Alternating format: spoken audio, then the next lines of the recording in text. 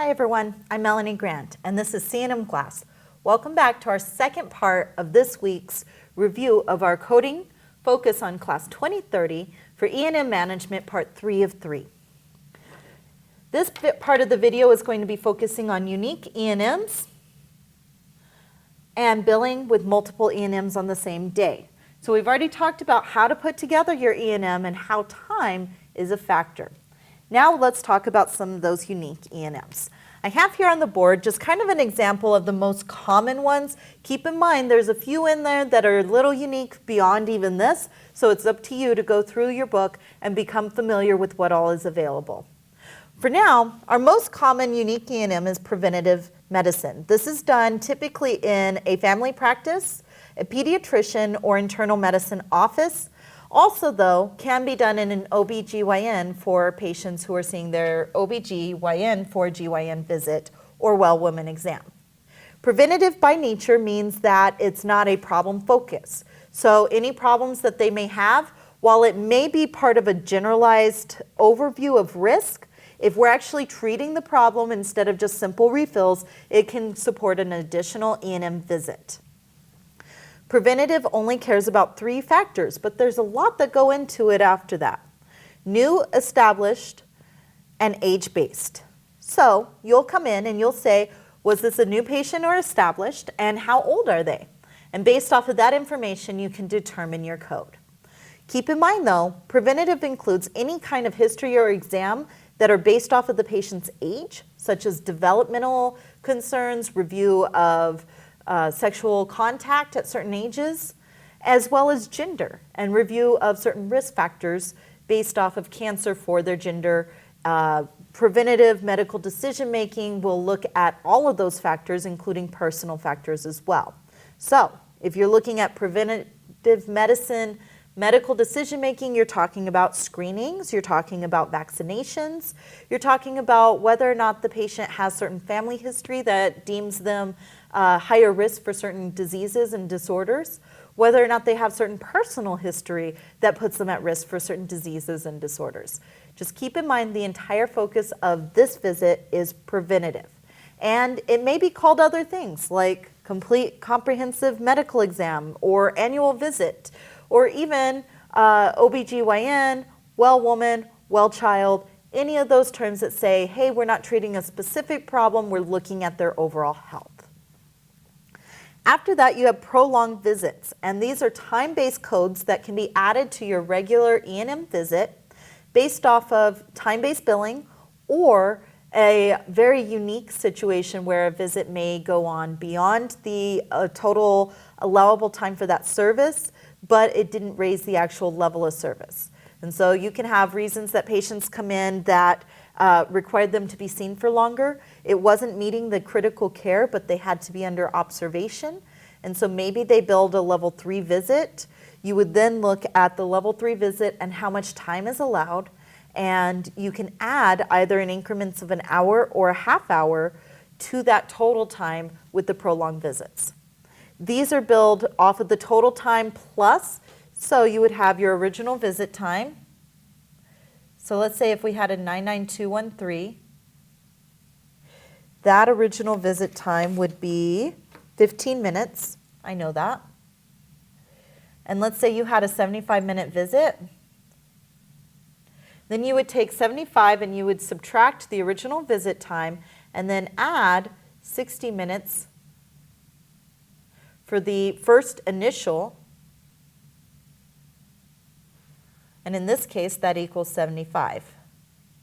If I had, instead of 75, let's say I had a 95-minute visit, an hour and a half, just a little over, I would have the original visit time, 15 minutes in this example, plus the first hour, 60 minutes, which puts us at 75, and then each additional 30 minutes as it applies.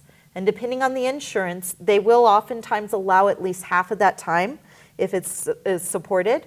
So 70, that puts us at 95, which is 5 minutes over, but less than half of that. So they'll allow it if it's at least half that time documented, meaning 15 minutes. Most insurances will, that just depends. So the way these work, again, they're an add-on code. You have to have your original visit time, and if it's time-based billing or if it's service-based. That's a huge factor. You determine the total visit time, and then so long as medical necessity is supported for that longer time with them, you're going to bill first the initial, then each additional 30 minutes. Okay? Critical care is a little more unique than that. And they have a whole lot of documentation on guidelines for critical care. In fact, about a page and a half here on what supports critical care. The biggest things to remember with critical care services is it has to support the need of the critical care, meaning that they have a body part or organ that is failing and can be supported, that it is critical that we have face-to-face time with them. You'll notice there's a lot of details going into this. Critical care can be provided at any of our locations except for the ER. So that's one of the guidelines you'll find in here, and it talks a lot about which one you're in and what that includes. So things like x-rays or various other services are not part of that. Those should be reported, those times should not be part of it, rather. But it does include services when performed as part of the critical care. So let's talk about that for a minute. If I'm in a critical care condition, that means something is failing. I have a patient who is no longer breathing and is needing to be intubated. That intubation time and that service to intubate them is part of the critical care service.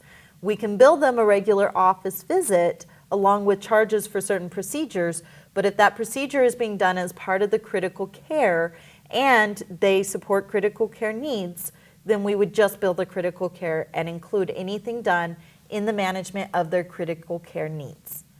Services outside of critical care can still be billed and should be billed separately with an appropriate modifier, either a 59 or an X or a 25 if it's another E&M.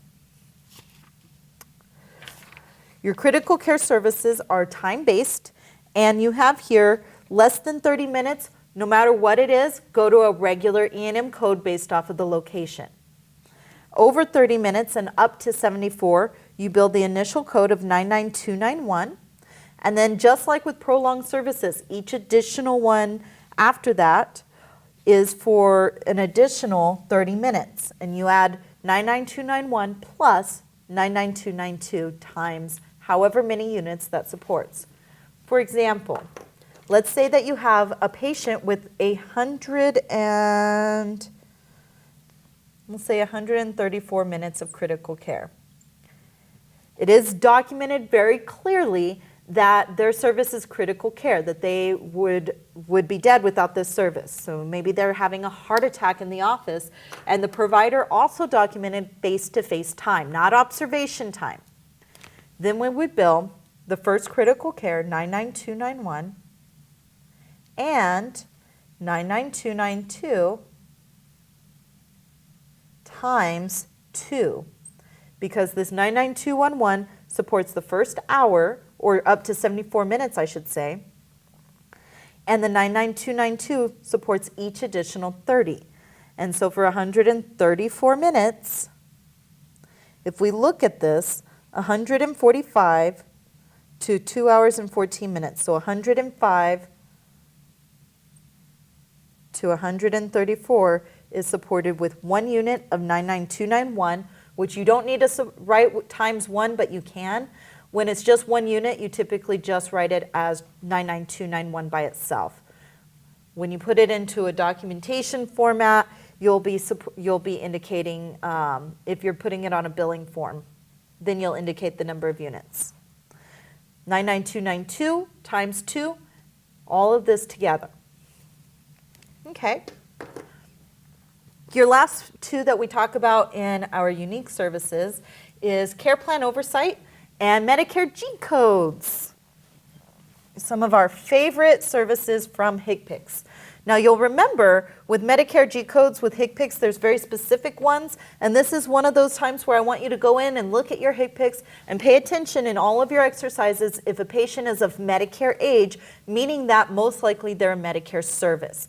On your exams, when you're trying to take a certification exam, it often doesn't tell you they're a Medicare patient. They expect you to identify that based off of the age of the patient, because every patient, once they've reached the age of 65 and older, or 67 in some cases, 63 in some cases, depending on what year they were Medicare eligible. At this point, it would be 67, and or disabled patients, because Medicare covers for disabilities as well as elderly. So they expect you to understand that if they are a Medicare patient, they should be using HCPCS codes when available. There is some specific rules. For example, Medicare will never pay for preventative care services, but they do have annual wellness visits and Welcome to Medicare exams that are very similar in comparison. So I've given you guys a project this week to review over some of those specifics with Medicare provided services and comparing them to some of your E&Ms. Care plan oversights also have, in some cases, Medicare G codes available. So it's important just to become familiar with what they are, and keep in mind it's one step at a time. When you're in a medical office, you're going to have a very specific set of E&M codes that apply to your office, and a lot of the other stuff will not. It's something you will become familiar with and regular with as you keep going. Keep in mind there are some special evaluation management services such as basic life exams, worker disability and transportation exams, and these also may have some specifics in the Medicare G codes. Newborn services for perinatals have their own area.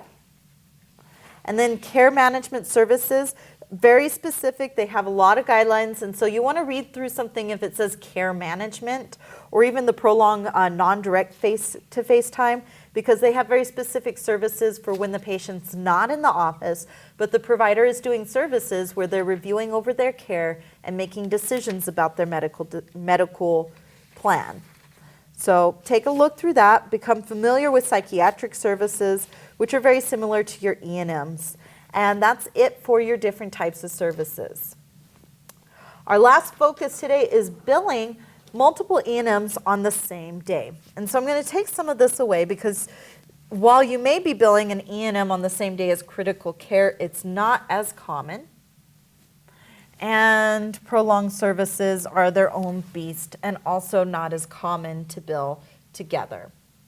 Let's look at the most common though. If you work in any kind of regular care for the patient, a primary care provider is typically family medicine, internal medicine, pediatric care, or in some cases home health. Any kind of regular care for the patient where they come in for preventative maintenance, even a GYN, and they also have an office visit or an E&M, a separate E&M, okay? This is very rare but common in those care areas, and so for that I wanted to talk about it. Preventative medicine includes, if you remember, any age or gender specific history and exam, and any preventative discussion such as history, family history, risk factors, and current risk factors they have. This also includes, when you talk about risk factors, it includes things like medications that they're currently taking or have taken in the past, current diagnoses or chronic conditions,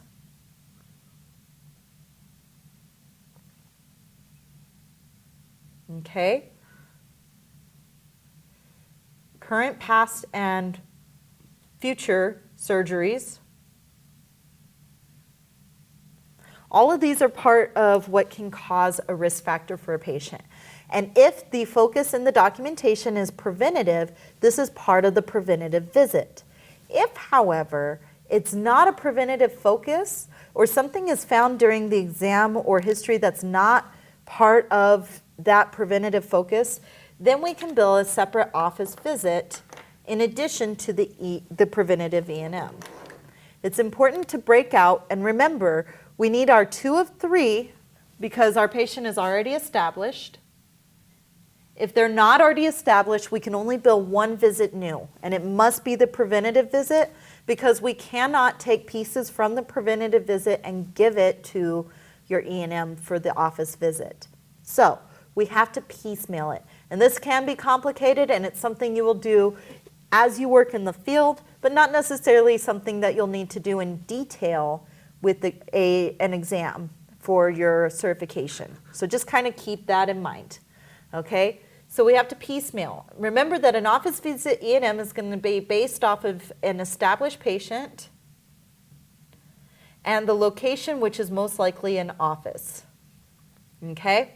And then if you look at that, it requires 2 of 3 of your key components: your history, your exam, and your medical decision making are your key components, and you cannot use what's already been supported as part of the preventative.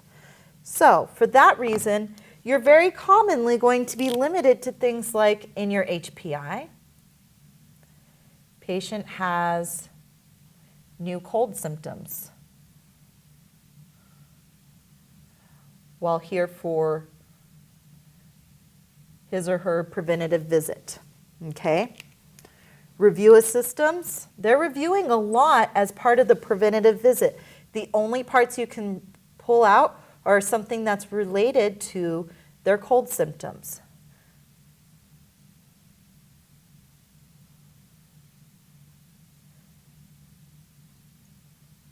And likewise, you can't pull anything out of their past family or social histories unless it's very specific to the cold symptoms, such as a history of asthma.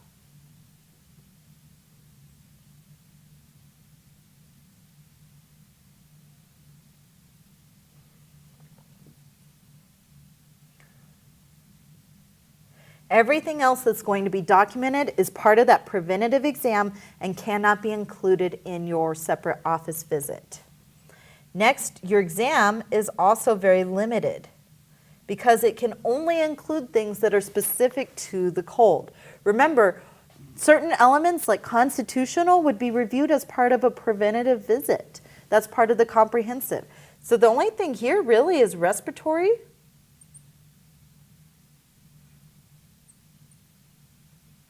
Because they have cold symptoms, any nasal mucosa, if noted. And that's it from this example. We have a patient with new cold symptoms here, while here for her preventative exam or his. Review of systems, we looked at all the systems, but only the respiratory and the nasal discharge that were noted could be used. Past family and social histories, we looked at all of their history, but only the history of their asthma was relevant if documented as relevant.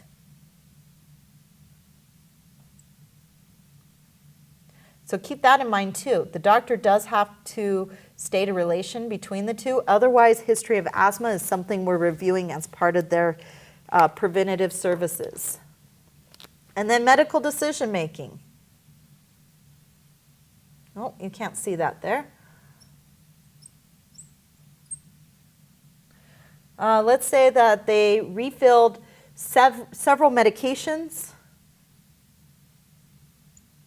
for other conditions such as hypertension and diabetes. We'll say they have both of those. So refill of RX for hypertension and diabetes, and over-the-counter nasal spray and rest for the cold. Again, we have to piecemeal this. Okay, let's say they were also in the plan, it documented to get some cancer screenings. In this example, a patient who comes in, and this is kind of up and down, sorry for that. Patient who comes in with a chief complaint that they're here for their preventative visit, and the doctor notes in the HPI, patient was here for new cold symptoms, and then specifies what are those, okay? So new means that can I establish this to my HPI specifically? What respiratory and nasal discharge are related to the new cold symptoms, if it's documented, are the only things I can pull for review of systems. Only history that's documented as related to today's new concern of a cold can be used for my past family and social histories. Then I can use any specific exam based off of that issue alone, but nothing else that's being done because it's part of that preventative visit. Medical decision making. I cannot use a refill of medications because it's part of a routine care for the preventative medicine. I can use anything about over-the-counter nasal sprays, but I cannot use any plan of orders for cancer screenings because that's part of a review service.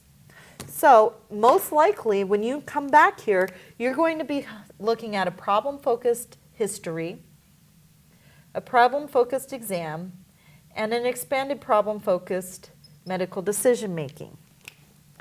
If you're lucky, you may not, in this example, can I use this HPI?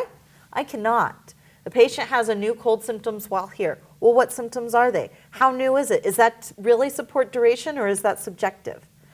In that case, I can say, well, they have cold symptoms, that's the chief complaint, but I have no HPI that I can truly support. So I wouldn't even be able to use that. You can see how it can become very complicated and detailed. My point in showing you this is to say, yes, it can be done, but it must clearly be documented as separate. So if I have a patient coming in for a preventative visit and an office visit is supported, this is where Modifier 25 is going to apply on your office visit because that's the secondary procedure to the main one, which was your preventative service. That's all I have for you today. I know these were some really detailed topics and I'm proud of you for sticking them through.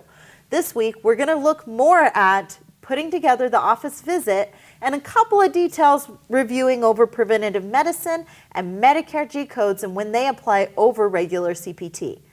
As for when to put in an office visit with a separate visit, that's going to be very clear, so make sure that when you look at documentation for any of your exams or any of your review this week, that you look for something very, very specific saying this supports, so that you know we can build that extra visit with the Modifier 25.